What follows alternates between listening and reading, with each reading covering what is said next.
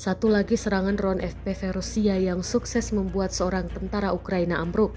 Sebelum menyerang, pengintai Rusia lebih dulu memata-matai pergerakan tentara Ukraina di pojokan reruntuhan bangunan. Tentara Ukraina tampak mengecek senapan laras panjangnya dan mempersiapkan serangan.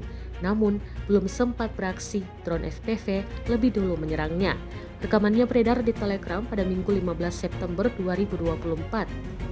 Dalam keterangan unggahan disebutkan pasukan marinir Rusia mengurung musuhnya dengan serangan. Tidak mungkin bersembunyi di dalam rumah, serangan FPV yang menentukan menyusul. Jelas narasi unggahan Rusia.